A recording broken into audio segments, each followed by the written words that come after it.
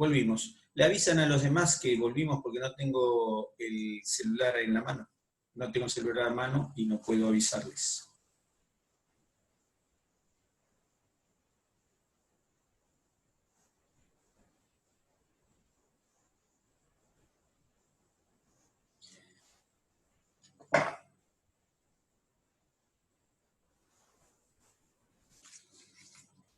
Bueno, hello.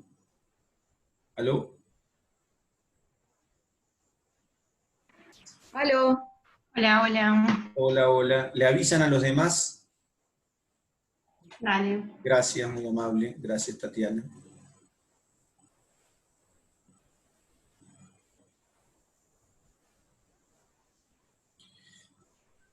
Muy bien.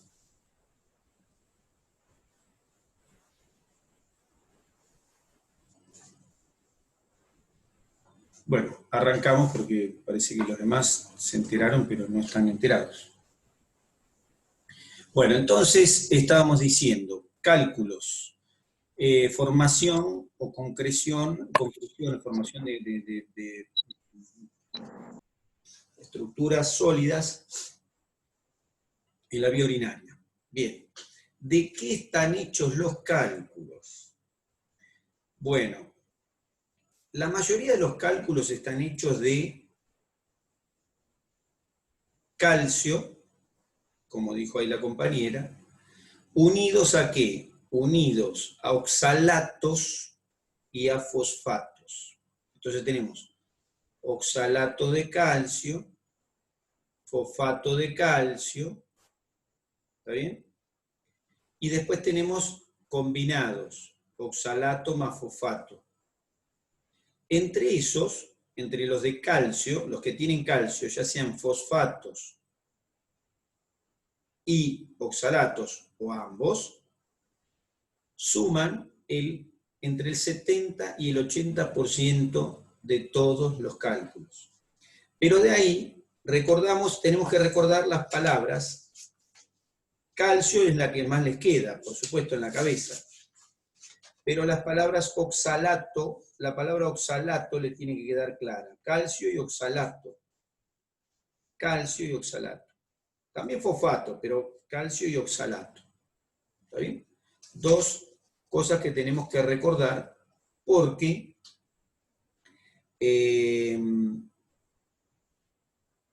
justamente son causa fundamental de la aparición de cálculos y tienen que ver con la nutrición que ahora les cuento. Con nutrición y metabolismo. Bueno, entonces, cálculos de oxalato y fosfato de calcio. ¿De qué más puede haber cálculos? De ácido úrico. ¿Está bien? De uratos. Uratos. ¿Está bien? ¿Qué más puede haber cálculos? Puede haber cálculos de uratos, oxalato de calcio, calcio, ácido úrico, de estrubita. ¿Qué es la estrubita? La estrubita es fosfato monosódico de amonio. Eso se llama estrubita. Y ahí, ¿qué nos interesa? De nuevo está fosfato, monosódico, no importa, pero de amonio. Amonio, que no tiene que ver con el demonio. ¿Con qué tiene que ver el amonio? Es un producto nitrogenado. Muy bien, con la urea. Es un producto derivado de la urea. Es un producto nitrogenado, exactamente. Es un metabolito nitrogenado. Es eso que del BUN. ¿Está bien? El amonio. Lo anoto por acá para no olvidarme. Amonio. Entonces, amonio, había anotado oxalato y calcio. No lo había anotado, ahora lo anoté. Bueno. Y después hay de cistina y de otras cosas puede haber, pero los más importantes son estos que les contamos. ¿Está bien? En muchos casos no terminamos sin conocer la causa de las litiasis, porque porque, ¿en qué consiste la litiasis? Eso es de qué están hechos. ¿En qué consiste la litiasis? La litiasis es un desbalance entre soluto y solvente, por un lado, entre soluto y solvente, pero además se considera que hay sustancias que tienen la finalidad en el aparato urinario de evitar la formación de cálculos. Es decir, que las concentraciones, uno dice, ¿un cálculo cómo se forma? Y bueno, hay mucha sal o o sea, hay mucho de algo, ¿no es cierto? Y ese algo precipita. Eso es correcto. Así es como se forman los cálculos. Pero tener en cuenta que no es no es el único factor. Hay sustancias que están destinadas a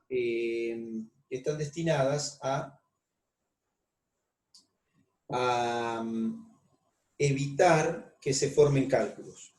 Por ejemplo, hay pirofosfatos que están en la orina, que son secretados por las células tubulares, pirofosfatos,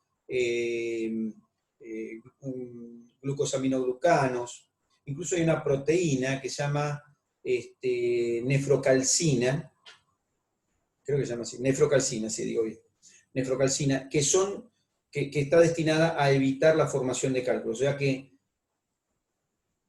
en la formación del cálculo, el soluto y el solvente son importantes, pero no son los únicos factores que juegan un papel importante a la hora de formarse el cálculo, sino que también habrían factores protectivos que están fallando. Y por otro lado, además del soluto y el solvente, y de estos factores protectivos, también juegan papel importante en la formación de cálculos el pH, y pueden jugar un papel importante las bacterias que pudieran haber en el riñón.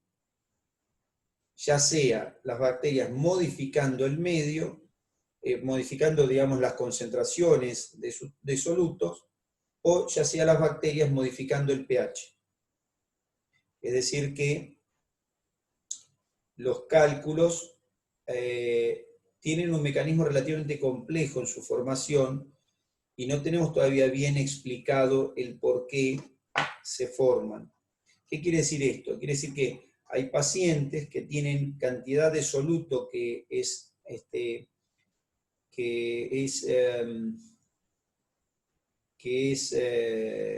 está sobresaturando el líquido y no hacen cálculos. ¿Está bien? Hay pacientes que tienen sobresaturación y hacen cálculos, ¿está bien? Y hay pacientes que no tienen, o sea, hay pacientes con sobresaturación que hacen el cálculo, hay pacientes que no tienen sobresaturación y hacen los cálculos. ¿Qué quiere decir esto? Quiere decir que la relación soluto-solvente no siempre es la causante de esto, y a veces el pH está normal, el soluto está normal, el solvente está normal, y sin embargo hay cálculos iguales. Es decir, no tenemos bien especificado la causa del cálculo bien clara, pero sí sabemos qué cosas pueden predisponer. Entonces, ¿qué predispone? Las concentraciones de soluto elevadas, de algunos solutos, la falta de solvente, de agua, las modificaciones de pH, las bacterias. ¿Está bien? Esos serían los factores que intervienen en la formación del cálculo. ¿Cómo se forma el cálculo en sí? ¿Cómo se forman los cálculos en sí? En términos generales, se forma una matriz por sobresaturación de un soluto determinado.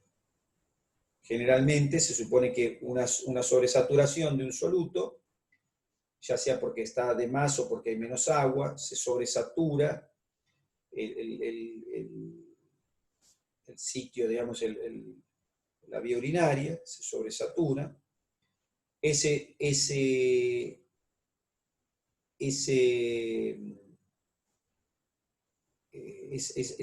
sustancia que se sobresatura se junta con moléculas orgánicas y forma una matriz orgánica o núcleo. Es decir, se llama nucleación. ¿Está bien? Generalmente son mucoproteínas que vienen viajando en la orina, o en el filtrado glomerular, en el filtrado que se está transformando en orina. ¿Cómo se llama la unión que dijo? De lo que se saturó más la materia orgánica. Nucleación es el proceso de la formación de esa matriz orgánica con mucoproteína. Y ese es el comienzo del cálculo. ¿Está bien? Ahí, así es como comienza. Es decir, después empiezan a reunirse sobre esa estructura, comienzan a reunirse excedentes de la misma molécula que dio origen al cálculo en términos generales. Claro, es como si fuese la bola de nieve. Algo por el estilo, solo que para empezar la bola de nieve se utiliza alguna mucoproteína, alguna sustancia orgánica para formar la ¿Muco bola o gluco? ¿Cómo? ¿Mucoproteína o glucoproteína? Bueno, decir mucoproteína es que tiene mucinas, que tiene glúcidos, así que bueno, pero mejor mucoproteína, es una sustancia mucosa con proteína. Así es como se forman. Ahora, ¿existen predisponentes para que esto suceda? Decíamos, sí. ¿Cuáles podrían ser predisponentes? Bueno, la hipercalcemia podría ser un predisponente, porque hablamos que la mayoría de los cálculos tienen calcio. Sin embargo, la hipercalcemia no predispone tanto al cálculo como sí lo hace la hipercalciuria, que no es lo mismo. ¿Por qué? Pero obvio, porque si tenés calcio en las vías urinarias además, es mucho más lógico que se haga esta bolita a que si lo tenés en la sangre. Claro, pero la pregunta es, ¿por qué voy a tener hipercalciuria si no tengo hipercalcemia? Tanto lo puedo pensar. Es muy temprano. ¿Hipercalciuria no es que pierde más calcio? Por Con la orina. Hipercalciuria. Espera, porque quizá digo cualquier cosa, ¿eh? Espera. Sí. ¿Hipercalciuria no es que pierde más calcio por orina? Sí, Y hipercalciuria. eso justamente no puede generar que haya, claro, como que haya mayor concentración en esa zona Claro, de calcio, y eso lo por genera. Por supuesto, eso es así, pero lo que estoy diciendo es que si uno dice hipercalciuria, en la cabeza le pasa que para que haya hipercalciuria, Falla renal. tendría que haber hipercalcemia. Claro, sí, ¿Alguna claro, ese razón es por el la que primer los huesos pensamiento. no puedan... ¿Cómo? ¿Alguna razón por la que los huesos no puedan pegar el calcio? Bueno, y esté dando vueltas? pero eso No, quiere lo mismo. decir... Pero lleva la Falta de vitamina D. ¿Cómo? No, yo pensé con falta de vitamina D que también ayuda a la reabsorción de calcio y ¿Quién da cualquier más? cosa. ¿Quién da más? A ver. Profe, Sí. Sí. no, nada, tal vez iba a decir algo no bien, pero falla renal. Claro, esto es así, decía, uno tendería a suponer que los aumentos de la calcemia, es decir, la cantidad de calcio en la sangre, tenderían a generar la hipercalciuria. Eso pasa a veces pasa, ¿está bien? Cuando las calcemias son muy elevadas, por ejemplo, en un hiperparatiroidismo, lógicamente, donde el hueso se está resorbiendo permanentemente, o con déficit por ahí de alguna vitamina como la vitamina D, podría pasar también, es decir, estados en los cuales puede haber una hipercalcemia, bueno, fenómeno,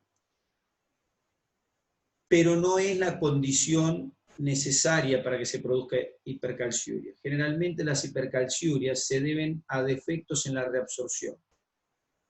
Son personas que tienen un proceso de reabsorción disminuido. No le pifié tanto. No, está bien. Lo que hacemos acá es pensar simplemente sobre... Sí, pero me gusta, por eso como digo, bueno, no le pifié tanto. participativo esto. Está bien, perfecto. Entonces, en los pacientes con hipercalcemias intensas, pacientes que tienen, por ejemplo, exceso de absorción de calcio en el intestino, que tienen hiperparatiroidismos, ¿sí? Que tienen cánceres óseos, pacientes que tienen hipercalcemias significativas, las hipercalciurias pueden presentarse y ser un predisponente. Pero no son las hipercalcemias per se las que generan hipercalciuria, sino que generalmente son defectos reabsortivos los que favorecen la hipercalciuria. Y esos defectos absortivos pueden no manifestarse nunca hasta que se manifiestan. Por ahí una persona tiene 30 años y nunca tuvo problemas, pero los empieza a tener a los 30 años porque los sistemas de regulación empiezan a mostrar deficiencia. Pero en definitiva, es más importante la hipercalciuria en sí que la hipercalcemia. ¿Está bien? Entonces, predisponente, la hipercalciuria, con o sin hipercalcemia. ¿Está bien? A eso venía la explicación. Entonces, la hipercalciuria, con o sin hipercalcemia, es un predisponente. El aumento de ácido úrico se llama hiperuricemia. ¿Está bien? Y cuando orinamos mucho ácido úrico se llama hiperuricosuria. ¿Está bien? Vamos de nuevo. ¿Qué es lo predisponente? ¿La hiperuricemia? ¿O todo? ¿La hiperuricemia que ya la hiperurisuria? Vamos de vuelta. Dijimos lo del calcio. Ahora me voy. Otro predisponente. Entonces, en ese otro predisponente aclara. Hiperuricemia es cuando el ácido úrico está elevado en la sangre. Sí. Hiperuricosuria es cuando el ácido úrico está elevado en la orina. Bueno, el ácido úrico es un ácido. ¿Está bien? Por definición, ácido úrico es un ácido. Muy bien. Entonces, ácido úrico en la orina. ¿Qué hace el ácido úrico en la orina como ácido úrico? Bueno, ¿cambia pH que dijimos que predisponía? Modifica el pH y eso, en este caso, aumenta el pH. Cuando aumenta el pH, tanto el calcio como el propio ácido úrico tienen tendencia a precipitar.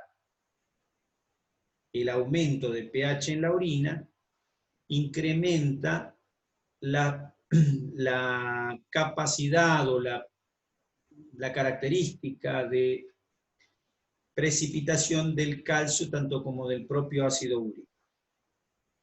Entonces, cualquier circunstancia en la que haya hiperuricosuria también es un predisponente, porque acidifica la orina. Pero además, la hiperuricosuria significa que estoy eliminando mayor cantidad de ácido úrico. Por lo tanto, como hay cálculos de ácido úrico, ya de por sí me modifica la cantidad de soluto.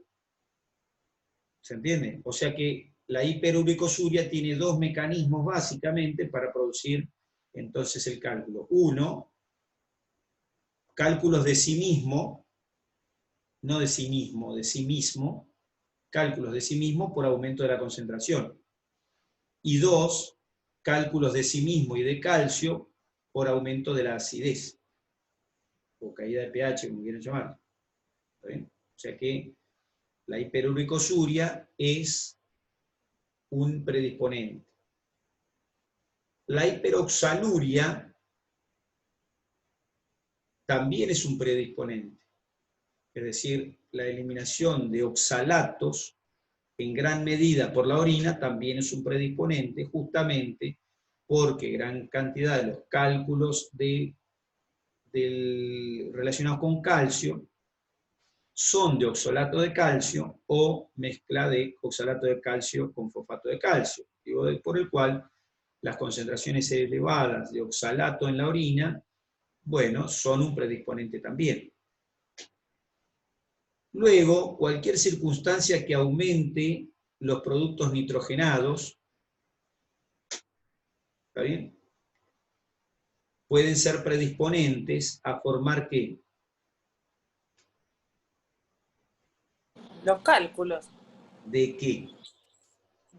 De ácido úrico, ácido ureico, o ácido... De estrubita, que se llamaba fosfato monosódico de amonio.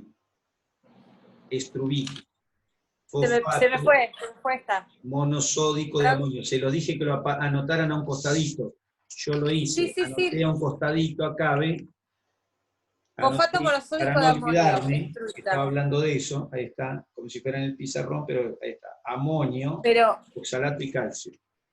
Sí, profe, sí. Yo me quedé cualquier circun y ahí. No lo tomas. ¿Qué? Cualquier circunstancia que era toda la frase, ahí me quedé. Pero eso cuando fue ayer. No, la oxaluria la posé, y después la oxaluria ya no llegué.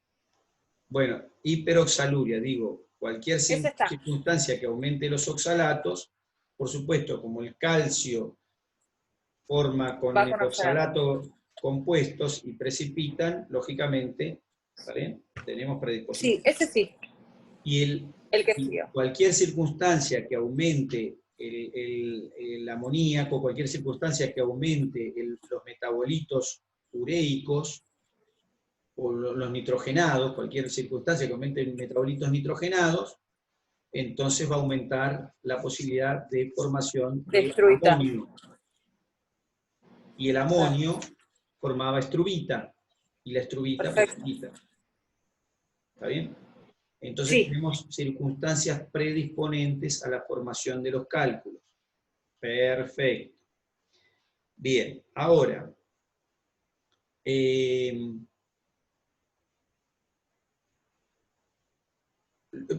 los cálculos entonces se pueden formar. Ahora, ¿todas las personas que tienen estas circunstancias forman los cálculos? No. No todas las personas que tienen estas circunstancias forman los cálculos. ¿Y hay personas que forman cálculos que no tienen esto? Sí. ¿Está bien? O sea que, nada, quedamos en nada, pero sabemos que estos igual pueden ser predisponentes. Pero ¿por qué les digo a ustedes esto? Porque ahora les voy a contar qué tiene que ver con ustedes esto. ¿Está bien? Pero antes de decirles qué tiene que ver con ustedes, les digo qué pasa con los cálculos, qué va a pasar con un cálculo, cuál es el problema del cálculo. Porque al fin y al cabo... Me va a tapar una vía urinaria. Claro, al fin y al cabo es una piedrita que pasa a través de nuestra vía urinaria, y si todo va bien... Es una isquemia de pipí. Se va por el pipí, como diría. Muy bien, perfecto. Se va con la pipí. Bueno, entonces, claro, bueno, los cálculos obstruyen. Pueden traer síntomas, por supuesto, relacionados con esa obstrucción, lastimar cuando pasan, y entonces pueden traer hematuria, o sea, sangrado en la orina. Pueden ser la punta, el sitio donde se desarrolle un proceso infeccioso. Pueden traer dolores de tipo cólico. ¿Alguien ha tenido cólicos renales alguna vez? ¿De los que están aquí? De las que están aquí, porque son todas damas. ¿Han tenido cálculos renales alguno? No. Bueno, ¿qué produce el cálculo renal? Un cólico renal. Y el cólico renal es un dolor muy intenso porque se contrae el uréter para tratar de expulsar el cálculo. Se contrae de arriba para abajo en forma espasmódica para tratar de expulsar el cálculo. Entonces, dolor de tipo cólico. Hematuria, infecciones. Pero eso es un problema, pero más problemas son las obstrucciones. ¿Por qué? Porque las obstrucciones conducen a lo que se llama hidronefrosis. ¿Y qué es la hidronefrosis? Bueno, la hidronefrosis es una dilatación de la vía urinaria. ¿Y qué pasa con la dilatación de la vía urinaria? Bueno, en estos casos viene acompañada con una atrofia progresiva, de los riñones. ¿Por qué?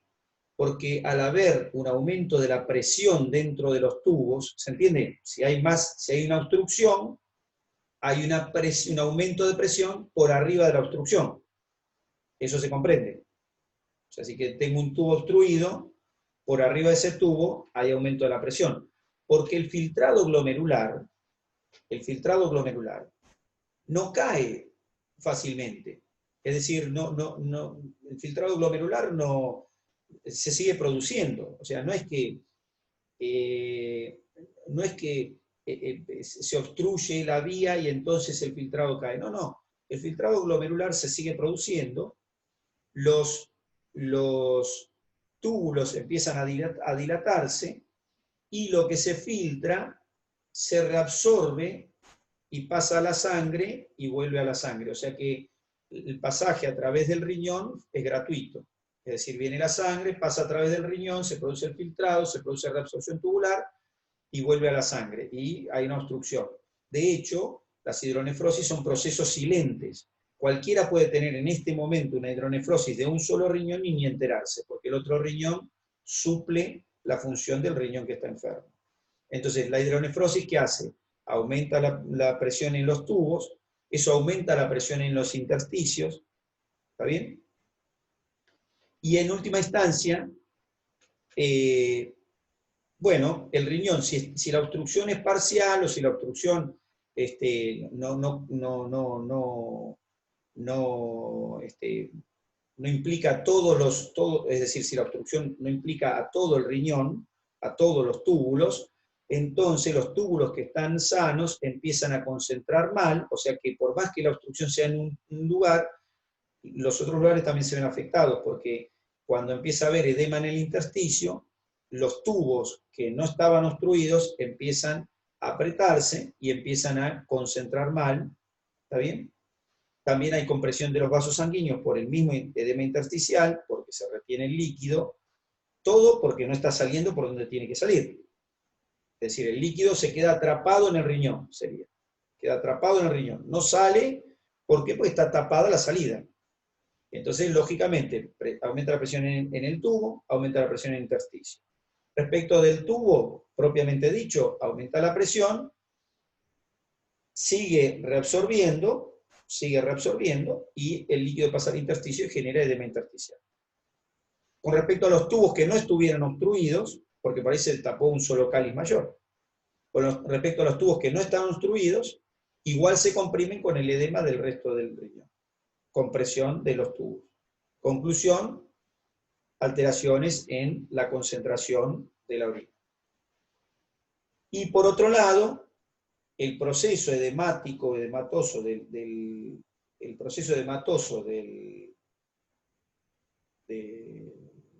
riñón, del intersticio, genera un proceso inflamatorio que en última instancia, como todas las inflamaciones, puede terminar en fibrosis del órgano. Conclusión, todo este proceso se llama hidronefrosis. La hidronefrosis conduce a la insuficiencia renal. Pero un segundito.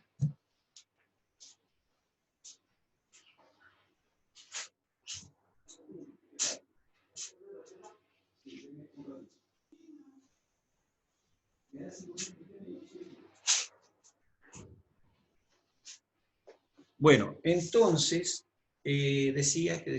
sí. La hidronefrosis. La hidronefrosis, entonces, ojo con la hidronefrosis. Pero cuando uno le dice, cuando nunca les dijeron eso, no aguantes el pis porque le hace daño a tus riñones. ¿Escucharon esa frase? Nunca. Bueno, se las digo yo. Sí. No aguanten la orina permanentemente porque eso puede ser dañino para los riñones. Profe. Sí. Entonces, ¿podrá hacer un mini repaso otra vez de esto? Sí. Decía, la hidronefrosis, para que lo vamos a anotar. Mira, hidronefrosis. HN le pongo, hidronefrosis. Número 1, dilatación. ¿En qué consiste la hidronefrosis? Es una dilatación pielocalicial que viene asociada obviamente con una dilatación, entonces hidronefrosis, dilatación pielocalicial. ¿Eso qué produce? Produce edema intersticial, ¿Por qué? Porque se pasa, el líquido que tendría que estar adentro de los tubos no sigue su camino y se sale al intersticio. El edema intersticial produce daño tubular y por supuesto de los vasos sanguíneos, pero me aboco a los túbulos. Daño tubular, ¿por qué? Porque el intersticio edematoso comprime a los tubos que estuvieran sanos. A su vez, la dilatación pielocalicial ya de por sí produce daño tubular en los tubos que están dañados, que están afectados. Entonces tengo la dilatación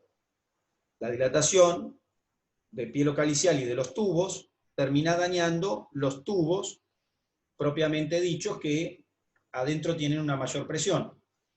Porque las células de los tubos son muy sensibles a la presión. Bueno, no importa, pero eso no hay problema. Bueno. Y a su vez, el edema también daña túbulos. O sea que la conclusión es que tengo daño tubular por edema y tengo daño tubular por el aumento de presión dentro del tubo. Por otro lado, ese daño tubular, por supuesto, trae alteración en la concentración de orina.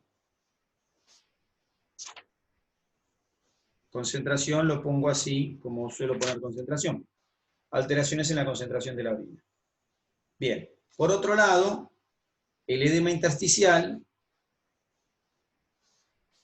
produce inflamación local. Y la inflamación puede conducir a fibrosis.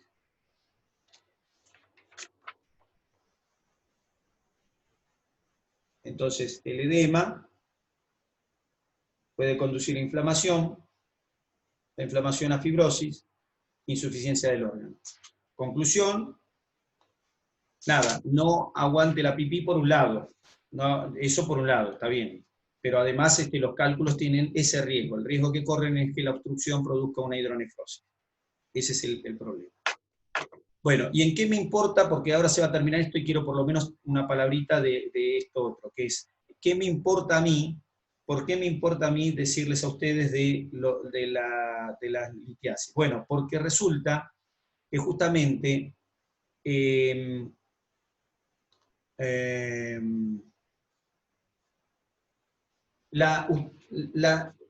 pasa lo siguiente. Hay factores dietéticos que pueden tener que ver con cosas con las que estamos hablando. Por ejemplo, la ingesta de proteína animal excesiva puede generar o puede propender a la producción de mayor cantidad de derivados nitrogenados. Amonio, estrubita, cálculo. ¿Se entiende? Proteína animal. Los oxalatos suelen incrementarse en los pacientes en las personas que son vegetarianas. El vegetariano, ¿sí?, consume mucho oxalato. Oxalato de calcio, cálculo. ¿Está bien? Los excesos de sodio también pueden propender a la formación de cálculo. ¿Está bien? Fosfato monosódico. ¿Está bien? Bien. Baja ingesta de líquido también puede propender a la formación de cálculo. ¿Está bien?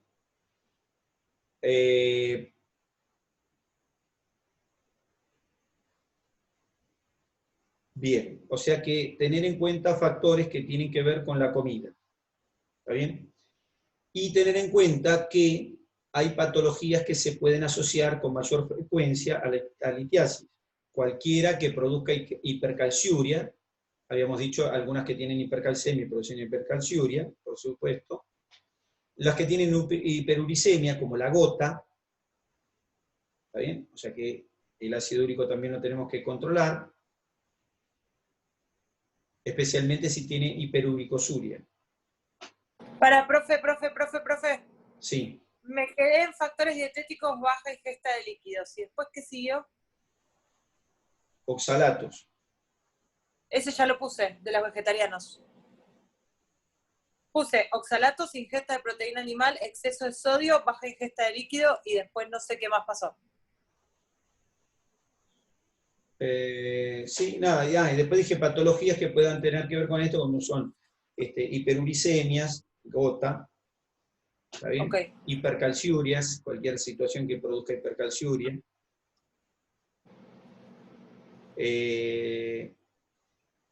Bueno, lo de las proteínas está bien. Ok. Bueno, entonces hay algunos puntos como estos, como son, y la ingesta de calcio. Entonces, calcio, oxalatos, proteína, líquido, son cosas que tienen que ver con ustedes y con los cálculos. O sea que si bien uno no sabe qué es lo ácido úrico, si bien uno no sabe qué es lo que produce específicamente el cálculo o cómo se produce, hay factores predisponentes relacionados con lo que uno come, ¿está bien? La acidez y la alcalinidad. La alcalinidad, eso no les nombré. A veces uno dice, bueno, quiero alcalinidad en el medio. Ojo, porque la alcalinidad en la orina propende a la precipitación de los productos nitrogenados. O sea que tengo, si la orina es muy alcalina, me precipitan los nitrogenados. Si la orina es muy ácida, me precipita el calcio y el ácido úrico. Entonces, ojo, porque bueno, una cosa, o sea, por salvarme de una, me pego otra. ¿Se entiende? O sea que mantener una dieta balanceada es importante. A veces la gente dice, bueno, hay que alcalinizar la orina. Bueno, sí, para alcalinizarla un día, que sé yo, si querés, para algo, pero no mantengas alcalino en medio porque eso puede ser el motivo por el cual se produce un cálculo. Bueno, perdónenme un segundito.